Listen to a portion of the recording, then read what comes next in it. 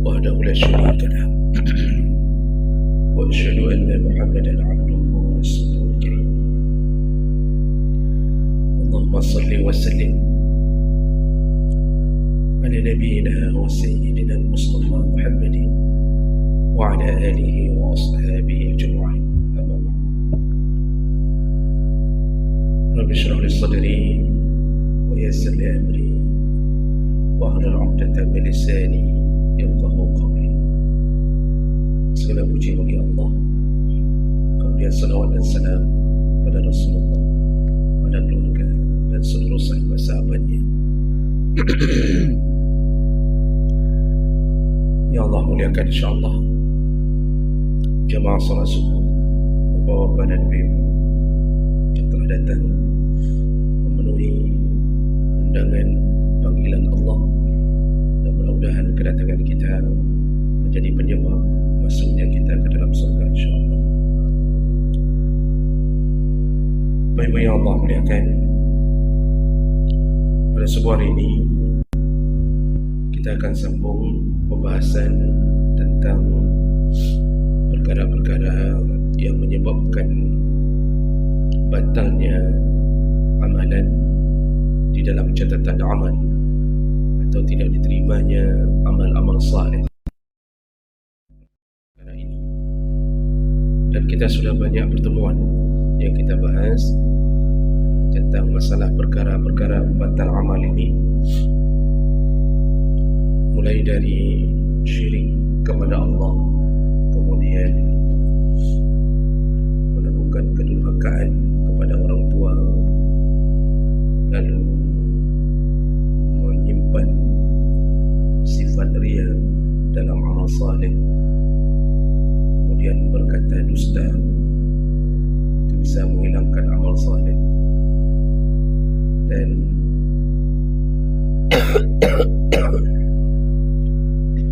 sampai perkara-perkara yang sederhana, yaitu ketika seseorang memelihara anjing lukisan di rumahnya, maka Allah tidak akan catat amal salehnya yang berada di rumah itu. Malaikat rahmah tidak akan masuk. Dan terakhir kita membahas yaitu tentang istri yang dimurkai oleh suaminya karena tidak mau melayani kewajibannya terhadap suaminya sebagai seorang istri, maka istri itu ditolak salatnya oleh Allah Subhanahu wa taala, dan ini menjadi penyebab terbatalnya amal salat akibat mendurhakai suami atau menjadi istri yang tidak disenangi karena keburukan akhlaknya, terutama pada perkara yang wajib dia lakukan sebagai seorang istri. Nah, jemaah berkah Allah Subhanahu wa taala, ini subuh hari ini menjadi subuh terakhir untuk kita bahas ini.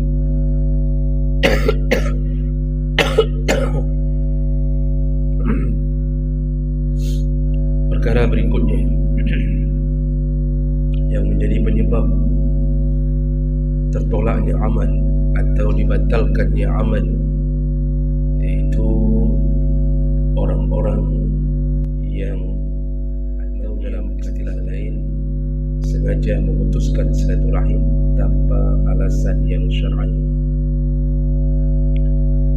Dan ini Nabi sebutkan dalam satu hadis yang bersamaan maksud dengan kondisi istri yang kita sebutkan tadi.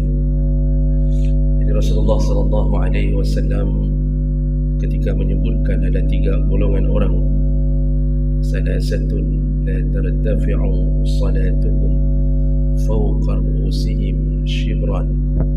Ada 3 kelompok orang yang salatnya tertolak, tidak diterima oleh Allah walaupun sejengkal di atas kepalanya.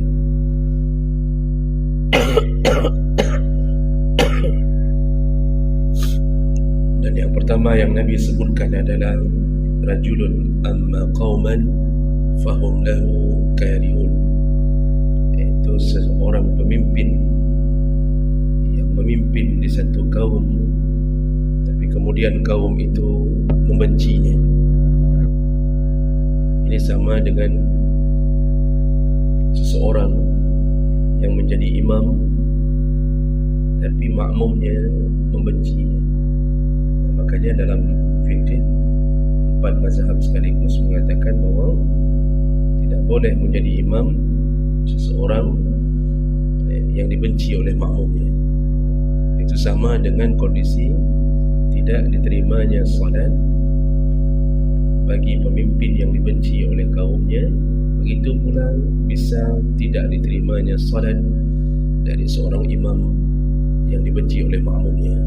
Makanya tidak boleh menjadikan imam orang yang dibenci oleh makmum. Jadi dibenci ini dalam perkara apa? Para ulama ahli hadis kemudian menjabarkan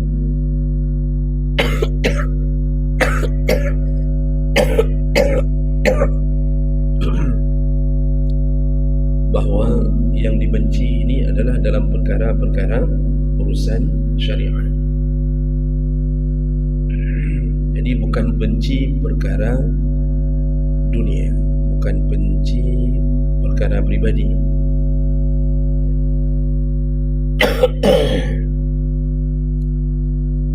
Tidak diterimanya salat si pemimpin itu kalau dia dibenci karena dia korupsi.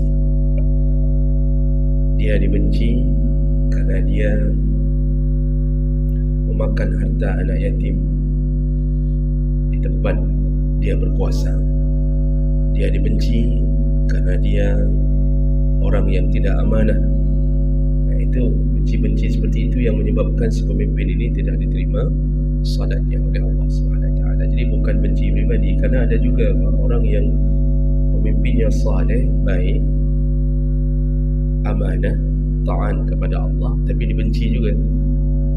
Dibenci karena terlalu taat, sehingga di kampung tidak boleh macam-macam, tidak boleh buat yang kira-kira merusak kampung, tidak boleh ini, tidak boleh itu, sehingga orang-orang yang membenci merasa terpenjara dengan keadaan si pemimpin. Maka benci itu berarti yang bermasalah bukan pemimpinnya, yang bermasalah memang rakyatnya.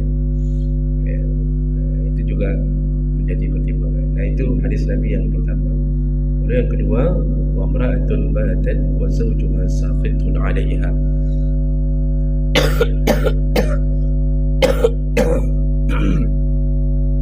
Orang kedua yang tidak diterima salatnya oleh Allah yang kita sebutkan tadi, yaitu isteri yang sudah tertidur tapi suaminya masih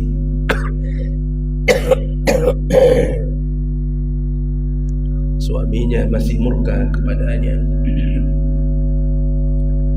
Masih murka itu seperti kita sebutkan tadi, karena si isteri tidak mau melakukan kewajibannya, maka muncullah kemurkaan suami. Selama belum dimaafkan oleh suami ini, maka salat si isteri tidak diterima Allah SWT. Salat si isteri dihadang, bahkan tidak mau naik melebihi sejengkal dari atas kepala. Nah, itu sudah kita jelaskan. Nah, ini yang terakhir sekaligus menjadi pembahasan terakhir kita dalam perkara yang membatalkan amal. Nah, orang ketiga yang tidak diterima salatnya, artinya dia tidak mendapatkan hasil daripada salatnya,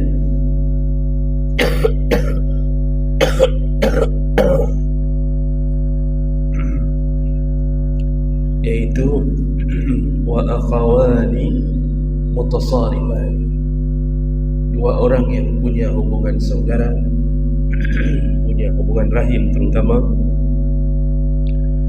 mereka saling mendiamkan, mereka saling memutuskan silaturahim. Kedua-duanya tidak diterima Allah semua salatnya sampai mereka berbaikan. Jadi dipending oleh Allah SWT. Bahkan perkara ini saking bahayanya, semua amal saleh itu bisa ditunda Allah, baru dicatat kalau mereka sudah berbaikan. bahkan pada hari-hari yang dimuliakan Allah, ketika semua amal diterima Allah, yang memutuskan silaturahim pun ditunda oleh Allah. Makanya hadis-hadis tentang malam nisfu Sya'ban itu disebutkan pada malam nisfu Sya'ban itu Allah terima semua permintaan. Yang berdoa Allah kabulkan, yang meminta Allah berikan, yang memohon ampun Allah ampunkan, kecuali dua golongan orang, yaitu orang musyrik, artinya dia punya kesyirikan. Lalu kemudian yang kedua asyhana, yaitu orang-orang yang memutuskan silaturahim. Dalam hadis yang lain dari Abu Hurairah radhiyallahu anhu, Rasulullah sallallahu alaihi wasallam menyebutkan, tuftahu abwabul jannah yaumal isnin wa yaumal khamis. Kata Rasulullah, pintu-pintu surga itu dibuka di hari Senin dan hari Khamis.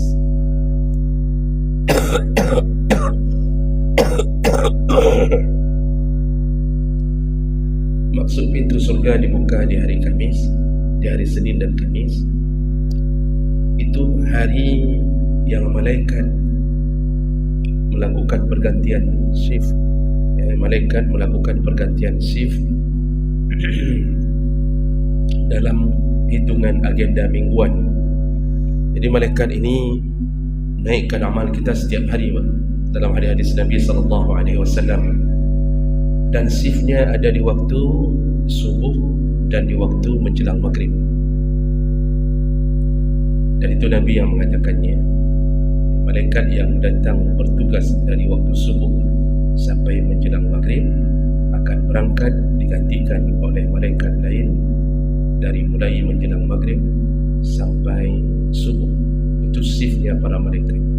Maka Rasulullah SAW menyebutkan, aku suka uhibbu an yurfa'a amali wa ana sha'im. Aku suka ketika amalku diangkat oleh malaikat aku sedang dalam catatan berpuasa. Maksudnya ketika puasa sunnah dilakukan maka hari Senin atau hari Kamis, Rasulullah ingin ketika maghrib itu diangkat catatan terakhir kita sedang puasa, artinya menunggu berbuka. Itu kalau mingguan. Kalau harian kalau harian yaitu pagi dan petang. Dalam hadis lain Rasulullah mengatakan, kalau engkau mendengarkan ayam jantan berkokok, maka dia sedang melihat malaikat. Kalau engkau mendengarkan kuda, kalau engkau mendengarkan keledai meringkik, dia melihat syaitan. Makanya ayam berkokok itu di dua waktu. Kalau bukan subuh, menjelang maghrib, itu ayam berkokok. Terutama adik, yaitu ayam jantan, kata Nabi. Kenapa mereka berkokok di dua waktu itu? Karena mereka melihat pergantian malaikat. Makanya ayam jantan itu sebagai pengingat kita bahawa malaikat sedang melakukan shift. Jadi jemaah melakukan Allah, dalam mingguan shiftnya kita adalah Senin, Kamis. Jadi dikumpulkan catatan dari Senin, dikumpulkan di hari Kamis, dinaikkan. Nanti kebalikannya juga begitu, yang dari Kamis dikumpulkan ke Senin. Begitulah catatan mingguan amal kita. Maka Rasulullah mengatakan bahawa di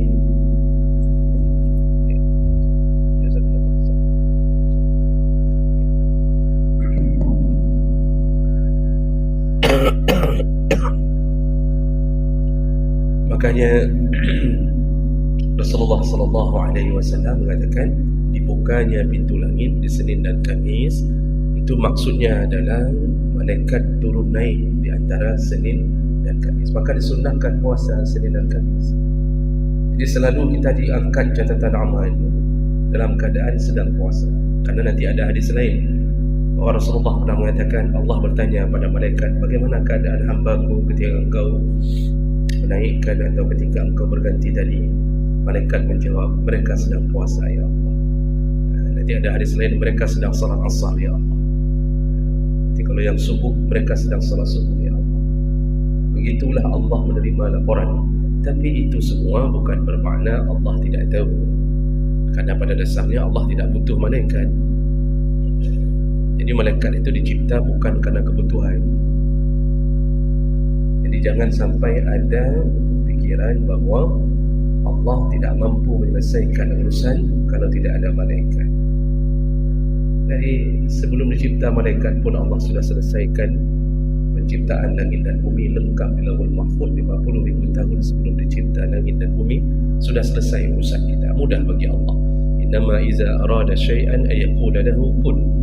Allah kalau menginginkan sesuatu cukup hanya mengatakan kun fayakun, maka terjadilah. Jadi kalimatnya kun saja, bukan kun fayakun. Fayakun itu jawabannya. Karena orang hari ini mengira Allah kalau ingin mengatakan sesuatu mengatakan kun fayakun, bukan. Kun, hanya kun, fayakunu jawabannya. Hanya itu, enggak butuh malaikat. Jadi itu apa dicipta malaikat? Bukan untuk membantu Allah. Bukan untuk membantu Allah, tapi hanya untuk menampakkan kekuasaan Allah. Kata Allah, lihatlah bentuk malaikat.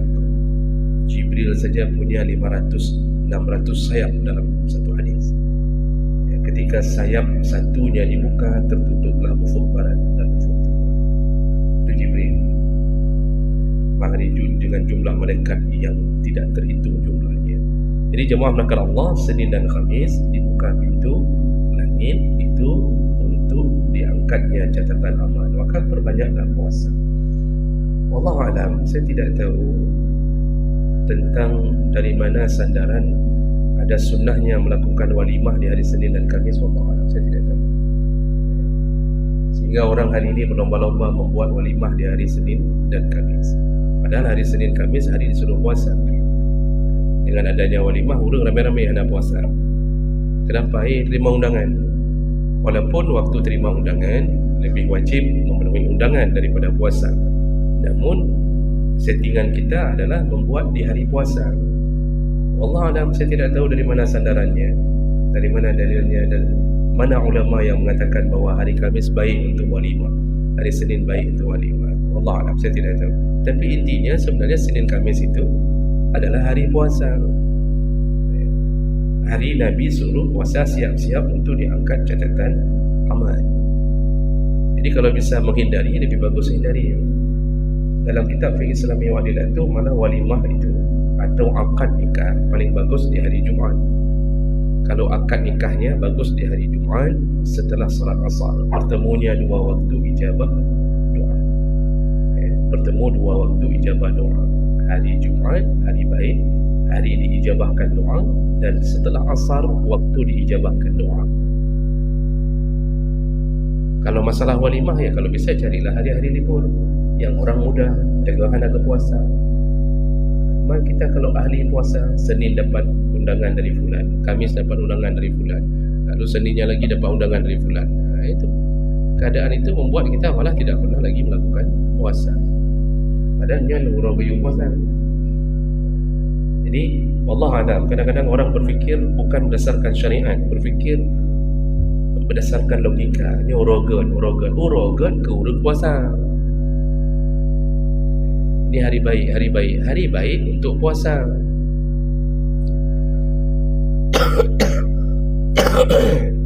Baik, setelah dibuka pintu langit hari Senin dan Khamis, Nabi kemudian mengatakan, "Fayaghfiru likulli 'abdin." Diampunkan dosa-dosa setiap hamba yang melakukan amal saleh di hari Senin dan Khamis itu, la yusyrik billahi syai'a, selama dia tidak mensyirikkan Allah dengan segala apapun, illa rajulan, kecuali. Jadi Allah bisa ampunkan dosa-dosa orang yang beramal saleh di hari Senin dan Khamis karena dibukanya pintu langit, selama dia tidak mensyirikkan Allah Subhanahu wa taala. Artinya bukan orang syirik, bukan orang kafir, bukan orang murtad, dan bukan orang yang melakukan amalan-amalan yang syirik. Bukan dalam keadaan posisi sedang mendatangi dukun atau baru saja bermuamalah dengan dukun, kerana Nabi telah mengatakan dan sudah kita bahas, mendatangi dukun ditutup 40 hari 40 malam pintu solat.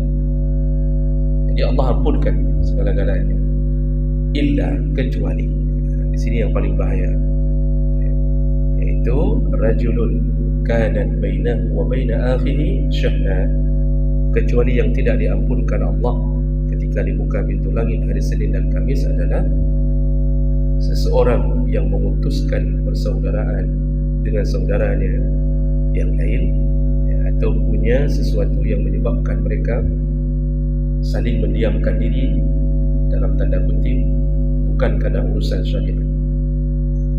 Apa kata Allah kepada malaikat yang mencatat amal? Fayuqal, Allah berkata, Antiru hazaini haza hatta yastaliha, untuk dua orang ini dipending, jangan catat dulu.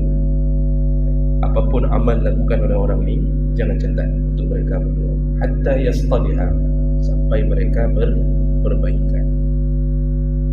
Diulang 3 kali oleh Allah kepada malaikat, Antiru hazaini, ini dua orang ini ditunda, jangan catat dulu sampai mereka berbaikan. 3 kali diulang oleh Allah tentang kondisi orang yang memutuskan hubungan rahim dengan saudara.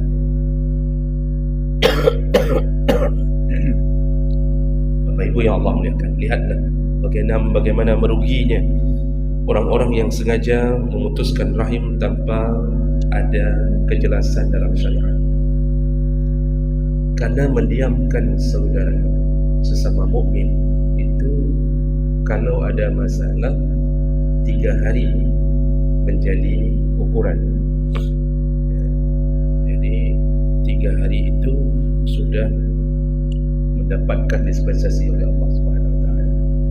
Tapi kalau berhubungan dengan syariat, maka dibolehkan mendiamkan saudara kita yang mukmin. Maksud berhubungan dengan syariat, dia kita diamkan kerana maksiatnya kepada Allah Subhanahu Wa Taala. Kita tidak mahu bicara dengannya kerana dia telah melakukan perkara-perkara yang membuat Allah murka. Dibolehkan. Dan ini berdasarkan dalil Nabi SAW pernah mendiamkan, tidak mahu menyaut salam, salam pun tak mahu saut, kepada 3 orang yang tidak mahu mengikuti perang Tabuk. Tidak mahu mengikuti perang Tabuk. Ka'ab bin Malik dan sahabatnya 2 orang lagi itu tidak ikut perang Tabuk dengan alasan mengurus kebun. Artinya mereka takut panen tak ada yang urus, sehingga mereka bersembunyi. Lalu Nabi mengatakan kepada semua sahabat, nanti kalau pulang dari perang Tabuk ini, 3 orang ini diamkan, jangan bicara, jangan nyahut salamnya. Akhirnya semua tak mau bicara dengan mereka. Mereka memberi salam pun tidak disahut, padahal menjawab salam wajib. Tapi 3 orang ini kerana murka Nabi, Nabi tidak mahu meladeni mereka. Mereka datang ke Abu Bakar, Abu Bakar tidak mau bicara dengan mereka. 50 hari Nabi tidak bicara dengan mereka, 50 hari, sampai turunnya wahyu yang mengampunkan dosa mereka setelah mereka bertaubat. Baru Nabi bicara kembali. Jadi ini menjadi salah satu dalil bahawa kalau urusannya syariat, boleh mendiamkan orang sampai dia taubat untuk memberi efek jerah. Dalam hadis yang sahih dalam kitab Riyadhus Shalihin, Imam Nawawi pun pernah mengutip satu hadis. Itu ada seorang sahabat yang sedang bermain batu kecil, jadi seperti main ketapel gitu. Lalu lewat salah satu sahabat, saya lupa nama beliau, dalam hadis itu disebutkan. Dan sahabat ini mengatakan, jangan main ini dibawa perang pun tidak bermanfaat. Yang ada cuma kena mata orang, kata sahabat ini. Kena mata orang bisa mudarat bagi orang lain. Kau bermain seperti ketapel, bentuknya seperti ketapel. Lalu yang main ini mengatakan, apa urusanmu? Kata sahabat ini pernah dikatakan oleh Nabi dilarang untuk main seperti ini. Dia masih membantah. Dia mengatakan, apa itu perkataan-perkataan Nabi? Dia tidak mau dengarkan. Mungkin karena emosi sedang diingatkan. Akhirnya sahabat ini mengatakan, mulai dari hari ini, karena engkau merendahkan sunnah Nabi, mulai dari hari ini aku tidak lagi bicara denganmu. Akhirnya dia tidak bicara sampai orang ini taubat dan memohon maaf, baru dia bicara. Jadi langsung putuskan, saya tidak bicara. Maka dibolehkan untuk mendiamkan orang yang sedang melakukan maksiat, tidak takut kepada Allah, dengan tujuan memberi efek jera, dibolehkan. Isteri saja yang nusyud itu boleh didiamkan, tak ada batasan 3 hari. Isteri nusyud suka membangkang, itu didiamkan boleh sampai dia taubat. Makanya disebutkan oleh Nabi, pertama suruh beri oleh Allah, disuruh beri peringatan. Tak sanggup peringatan, kemudian disuruh diamkan. Wahjuruhunna, diamkan, pisahkan ranjang istilahnya. Itu kapan pun, seminggu, 2 minggu tak bicara dengan isteri, bolehkah? Boleh. Kalau dia nusyud 3 minggu, untuk memberi efek jera. Masalahnya bukan dia yang jeram, kita yang jeram.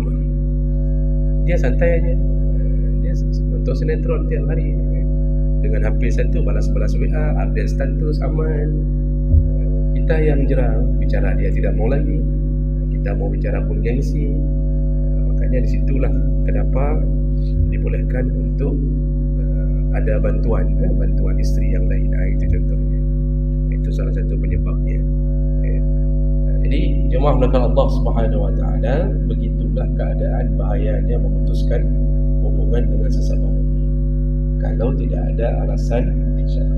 Jadi berhati-hatilah menyinggung urusan-urusan dunia yang menyebabkan kita jatuh ke dalam dosa, maka solat kita tidak diterima oleh Allah. Dengan orang lain saja bermasalah, apalagi dengan saudara kandung. Jadi jangan sampai memutuskan rahim dengan saudara-saudara kandung. Itu lebih berbahaya daripada memutuskan dengan sesama mukmin. Jadi inilah perkara yang terakhir yang kita bahas tentang yang menyebabkan terbatalnya amal saleh. Mudah-mudahan apa yang kita bahas dalam banyak pertemuan bisa menjadi renungan bagi kita untuk melanjutkan hidup tanpa melakukan dosa-dosa yang berbahaya ini. Demikian, semoga bermanfaat. Subhanakallahumma bihamdik, asyhadu an la ilaha illa anta, astaghfiruka wa atubu ilaik. Wassalamualaikum warahmatullahi wabarakatuh.